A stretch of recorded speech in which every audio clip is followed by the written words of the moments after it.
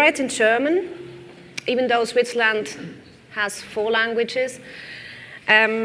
So it's a bit special to represent Swiss architecture or being Swiss architects because we really have a language gap between the different parts.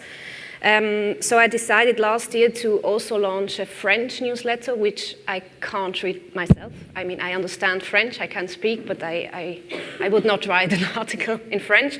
So you see the problems about journalism or writing about something because you have really language barriers. Now we're talking English, so most of the people understand each other, but when I write in Switzerland about Swiss architecture, I won't do that in English. On Swiss architects, there are several types of articles. We have short news, political things that happened, competition which we won. We have longer insights.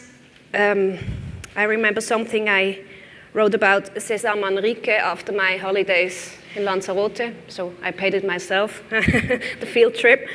Or we have book reviews, exhibition reviews, and so on. And we have every week a detailed review of a recently built project in Switzerland. These projects are not only by stars.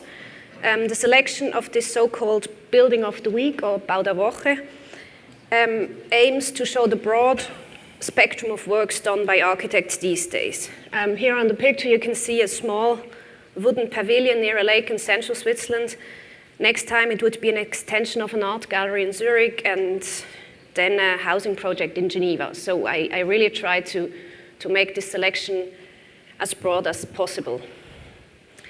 Text-wise, it only consists of a questionnaire I edit and produce.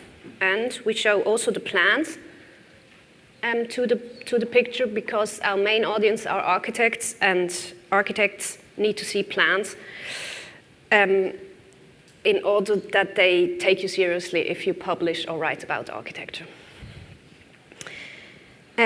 We also have videos. We can embed them, so our site is not this forward-moving. It's a kind of a static block roll. It's kind of Swiss and, you know, not so fancy and screaming loud. But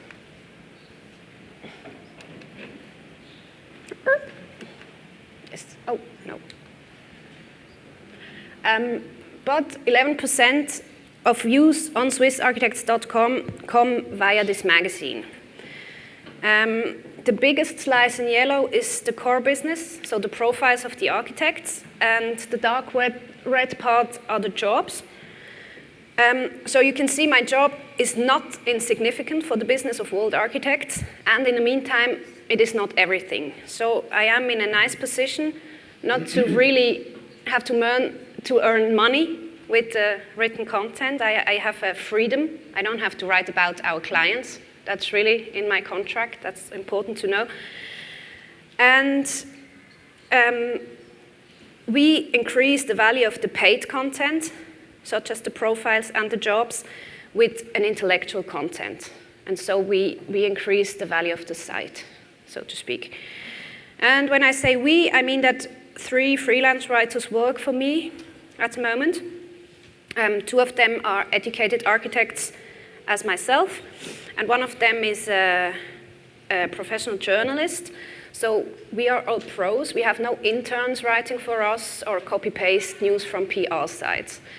I mention that because our work is not minor because it is published only online. I think you can make the same content online as you can on a printed paper, and you save the trees. And who am I?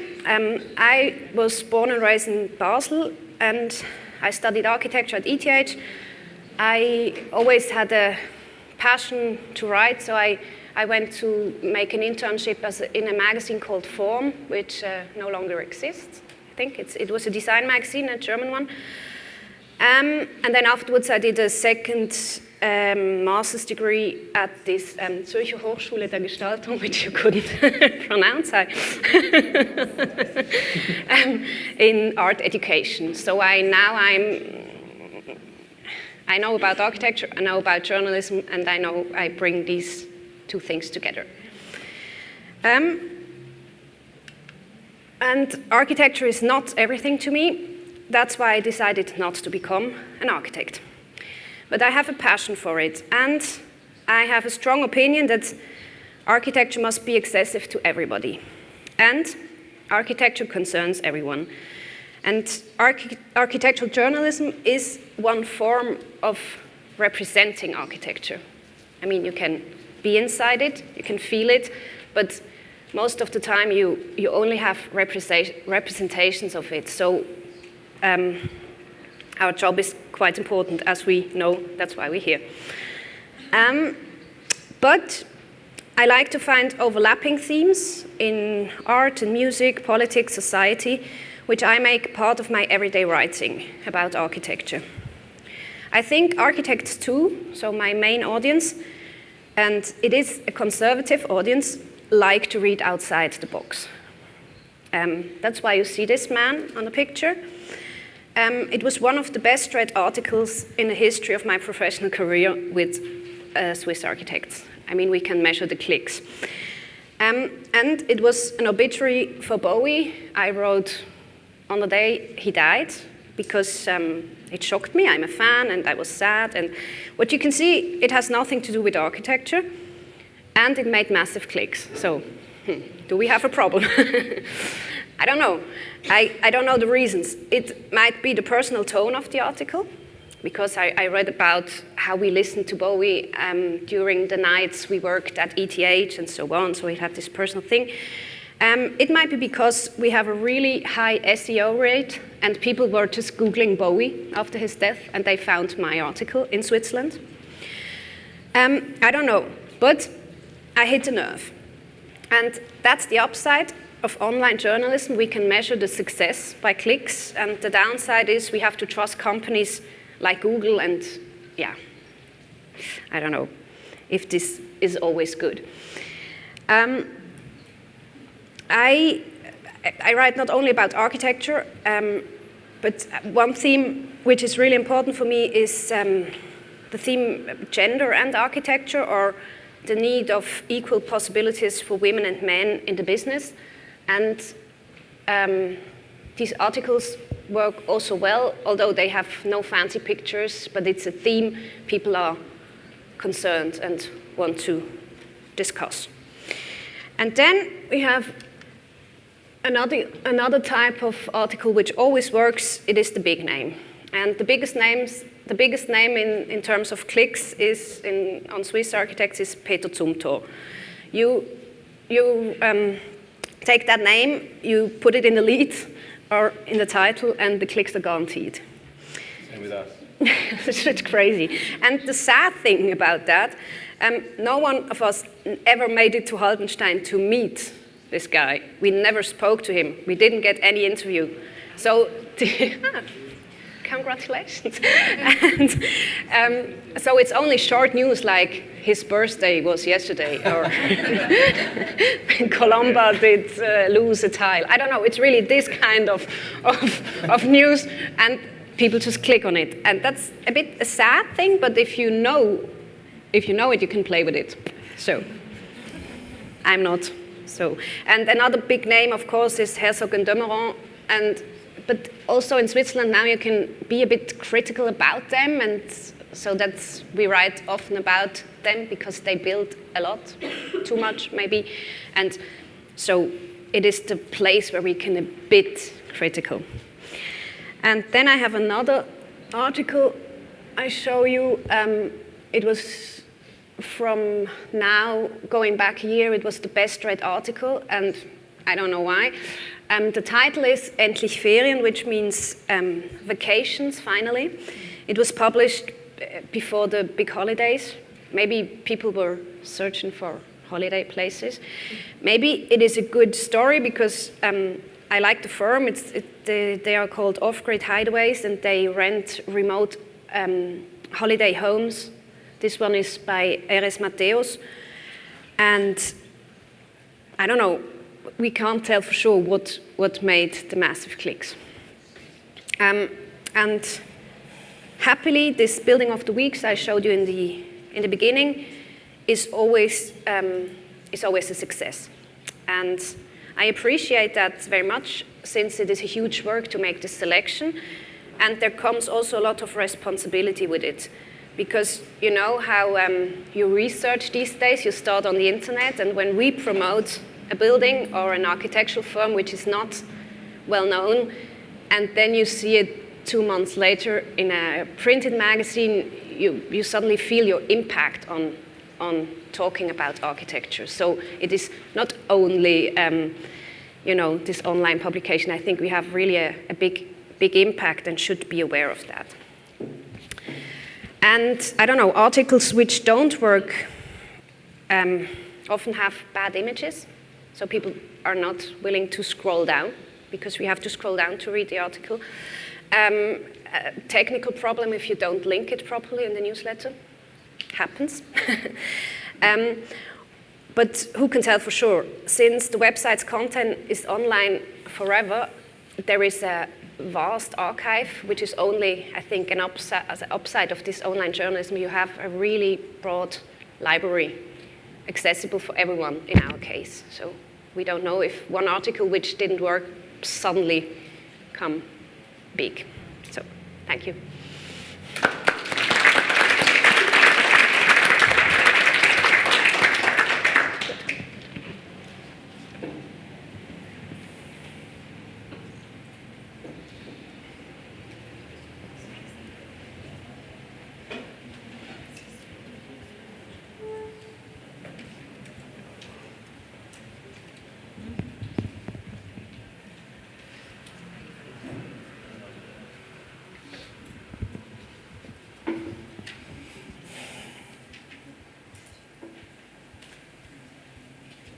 Okay. Thank you. Good morning. I'm Massimiliano Tonelli. I'm 39, and I've been working in this publishing industry since 20 years, since 1999, more or less. Currently, I have two big jobs as a director, as an editor-in-chief of Artribune and Gambero Rosso. Gambero Rosso is a platform very important in Italy and international as well on food and wine. And also in Gambero Rosso, I've made my little architectural dissemination there with, for example, a big project focused on new architectural wineries in Italy. Called the Cattedrali del Vino, the wine cathedrals, hosted also in Venice Biennale, Architecture Biennale, few edition ago. And the Artribune, which we talk about today, is a platform dedicated to contemporary art, so not architect review, but specifically, but a magazine that see the architecture from a point of view starting from art, but with a large presence of architectural content. So a couple of slides on Artribune in general. The magazine was founded in 2011. It's a platform dedicated to art and contemporary culture in general. It's a sort of ecosystem, editorial ecosystem with a print magazine, not only digital, beside the panel, sorry, but we are also a printed magazine of obviously the website, the web TV, the app, as well as a big system of newsletter via email and a strong presence on the social media, with a heterogeneous public that love our creativity, of course, architecture, design, fashion, music, various welts, and with a huge number of editors in Italy and abroad. Some data of our platform, it's updated every day, 24/7. It's like a sort of press agency, art press agency in Italy is used to consider this. The content are quick news, interview, critical insight, reporting opinion, and we also publish a very big calendar of every exhibition in Italy and abroad.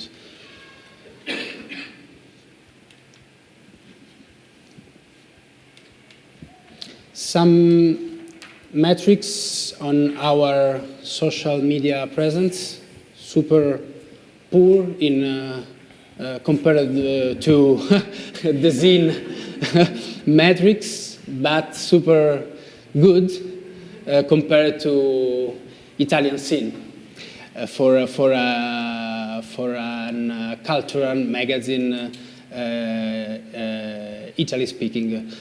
Just our Instagram profile is an English-speaking profile. The other are the social profile that support our activity on the website. So the magazine, the press magazine is a publication free press distributed in the museum or galleries, bookshop. It's at a tabloid format with the cover with an Italian. Every cover has a project, specific project with an Italian artist selected by our editorial committee. Inside, you can find news, in-depth reports, and obviously a lot of content on architecture, as well as music, new media, fashion, etc. That's our print presence. This newest addition of our editorial platform is insert called Grandi Mostre, big exhibition, inside our paper issue, with a particular focus on a big institutional exhibition in the big museums in Italy and abroad, not only in Italy. As well with also Grandi Mostre has their Facebook profile and a Facebook group that support the activity of this print, new little print insert.